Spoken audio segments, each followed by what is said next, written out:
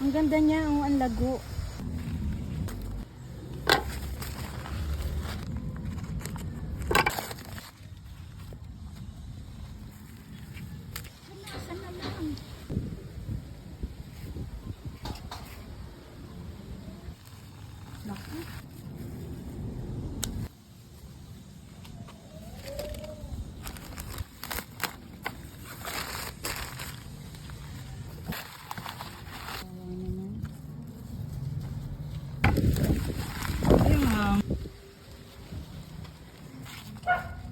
Di ba yung ganito natin dati, ang ganda.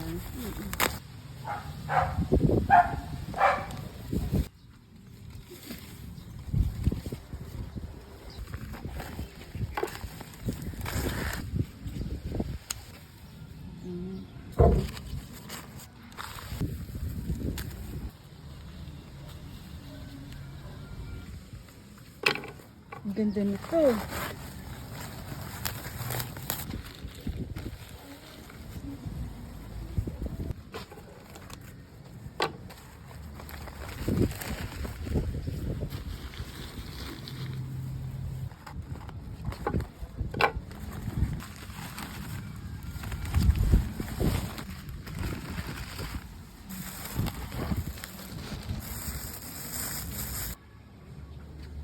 Ito yung last plant na pinakita ko sa video. Ang pangalan niya po ay si variegated almost. Tingnan nyo. Yung dahon niya parang may pagka-ficus, yung kulay.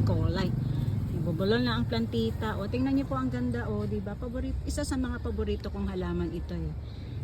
Tingnan nyo, ilapit natin siya kay Ficus triangularis. May pagkakahawig, diba?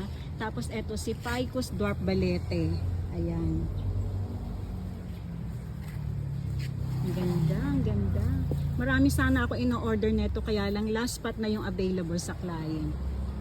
Hanggang dito na lamang ang aking pagbabahagi. Maraming salamat po sa inyong pagsubaybay. Masaya na naman tayo dahil marami na naman tayong mga bagong halaman. At eto nga po pala yung ibang halaman na indoor plants. Dito muna natin sila nilagay sa walang direktang sikat ng araw na tumatama sa kanila. Hanggang dito na lamang. Maraming salamat. Ito po ang The Late Bloomer. Happy planting!